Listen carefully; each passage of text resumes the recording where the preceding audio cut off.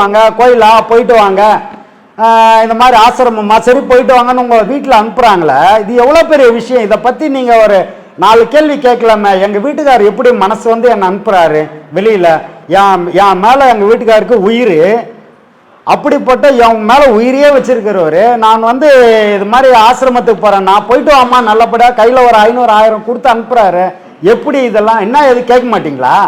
அவரை பற்றி 2 வார்த்தை சொன்னால் தானே நாளைக்கு உங்களை ஃப்ரீயாக அனுப்புவார். ஏமா இதெல்லாம் இல்லையா? அப்படியெல்லாம் இல்லையா? என்னம்மா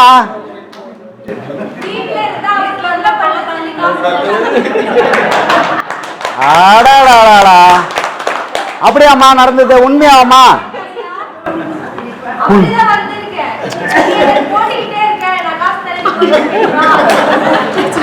ஆடாடா அம்மா, தப்புமா.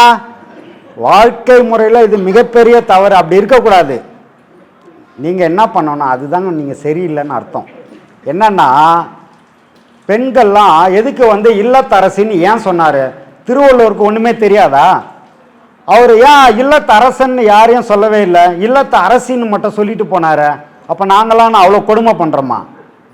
இல்லை நீங்களாம் அரசினா மகாராணிகள், நீங்களாம் வந்து எங்களை நல்லபடியாக பார்த்துக்கிறீங்களான்னா அதான் உண்மை. அதனால தான் அவர் சொல்லிட்டு போனார். அவருக்கு ஒன்றும் பைத்தியம் கிடையாது. அப்போ உங்களை இல்லத்த அரசின்னு சொல்லி இருக்கிறாருன்னா ஒரு அரசி மாதிரி நீங்கள் நடந்துக்கணுமா இல்லையா? அதாவது திருக்குறளில் ஒரு குறள் இருக்கு, தற்காத்து தற்கொண்டான் பேணி தகை சார்ந்து சொற்காத்து சோர்விலால் பெண் அப்படின்றாங்க. சொற்காத்து சோர்விலால் பெண்.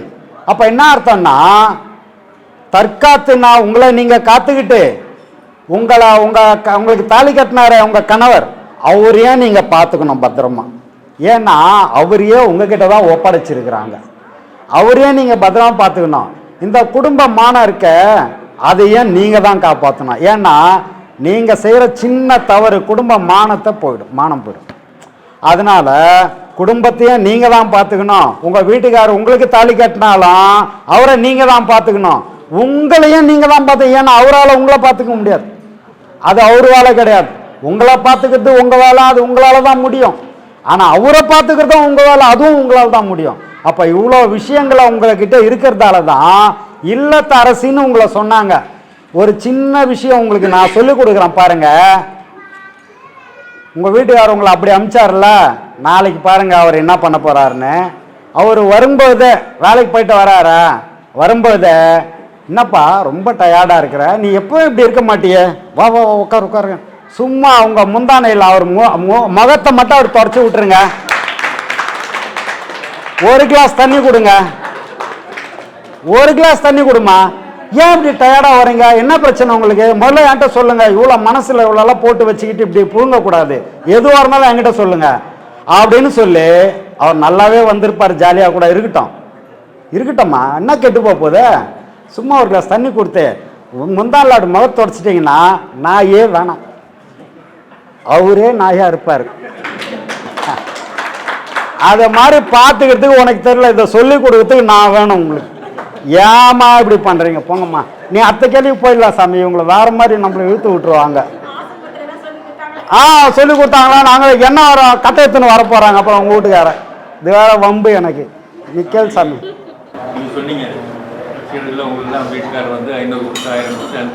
ஆமாம் ஆமாம் ஆமாம் ஆமாம். சரி, ரொம்ப சந்தோஷம். பாருங்க. ஓ சரி, ரொம்ப சந்தோஷம். சரி சரி, ரைட். கணவனுக்கு வந்து மனைவி வந்து கோதுமை தோசை சுட்டு போட்டாங்க. கணவனுக்கு வந்து கடுமையான கோபம் வந்துச்சு. ஆமா, ஏண்டி எனக்கு தான் வந்து கோதுமை தோசை பிடிக்காதுன்னு தெரியல, இணையத்துக்கு எடுத்து சுட்டு வச்சாரு. உனக்கு கோதுமை தோசை பிடிக்காது, ஆனா கோதுமை தோசை பிடிக்காதுன்னு நீ 17 தோசை தின்னதுக்கு அப்புறம் சொல்ற. எப்படி இருக்கு பாருங்க. ஆமா, அதுதான் எல்லாருமே சும்மா உள்ளுக்குள்ள ஐயோ எங்கள் வீட்டுக்காரை விட்டு என்னால் பிரிஞ்சே இருக்க முடியாதுன்னுவாங்க. அவர் சொல்லுவார், என் மனைவியை பார்க்க ஒரு நாள் கூட நான் இருந்ததே இல்லைன்னுவார். எல்லாம் சும்மா, எல்லாமே சும்மா, எதையும் உண்மைன்னு நினச்சிடாதீங்க. எல்லாம் தனியாக வந்தோம், தனியாக போகிறோம், இவங்க சொல்கிறதெல்லாம் சும்மா. காரணம் என்னன்னா, வாழ்க்கையில் ஒரு அந்யோன்யம் இருக்கணும்னா இந்த வார்த்தைகள்லாம் அவசியம். இந்த வார்த்தைகள்லாம் அவசியம். வாழ்க்கையில் அந்யோன்யமாக இருக்கும்போது தான் எந்த துன்பம், எந்த சிக்கலோ, ஏன்னா குடும்பத்தில் பல பிரச்சனைகள் பல வகையில் வரும். பிள்ளையால் ஒரு பிரச்சனை வரும், பொண்ணால் ஒரு பிரச்சனை வரும், பொண்டாட்டியால் ஒரு ஏதோ ஒரு வகையில். ஆனால் கணவன் மனைவி அந்யோன்யமாக இருக்கும்பொழுது எல்லா பிரச்சனையும் தூசு மாதிரி தட்டிட்டு போயிட்டே இருக்கலாம். இதில் மாறுபாடுகள் வந்து வேற்று அந்த கருத்து வந்துடுச்சின்னு சொன்னால் எல்லாமே பெரிய பிரச்சனையாகிடும். சின்ன விஷயம் கூட பெருசாக ஆகிடும். அதனால் கணவன் மனைவி முரண்பாடு இல்லாமல் வாழும்போது எந்த சிக்கலையும் தட்டி சும்மா குடும்பம்னா இப்படி தான்ப்பா இருக்கணும்னா, நல்லதொரு குடும்பம் பல்கலைக்கழகம்ன்ற மாதிரி அப்படி குடும்பத்தை நடத்திட்டு போகலாம்.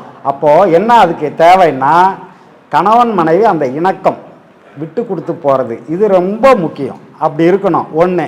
ரெண்டாவது, சிலர் சொல்லுவாங்க, ஆட போனால் ஃபுல்லாக ஒரு குவார்டர் குடிச்சிட்டு வரான், ஒரே பிரச்சனை இவன் அப்படின்னா நீங்கள் உடனே உஷாராகிடணும். என்ன பண்ணணும், இன்னொரு குவார்டருக்கு துட்டு முன்னால் அவர் போதையில் இருக்கும்போதே வாங்கி வச்சுக்கணும். நீங்கள் அவர் குவார்டர் குடிச்சிட்டு வந்தோம், நீங்கள் ஒரு குவார்டர் வாங்கி வச்சுருக்கணும் ரெடியாக. ஊற்றுனீங்கன்னா மொத்தமாக குடிச்சிட்டு தூங்கிடுவார், தொந்தரவு இருக்காது. இந்த புரியுதா உங்களுக்கு? இதையெல்லாம் வந்து நீங்கள் கையாளக்கூடிய அந்த திறன் உங்களுக்கு வேணும். இதெல்லாம் முதல்ல தெரிஞ்சுங்க. இதெல்லாம் நான் சொல்லிக் கொடுக்க வேண்டியதாக இருக்குது.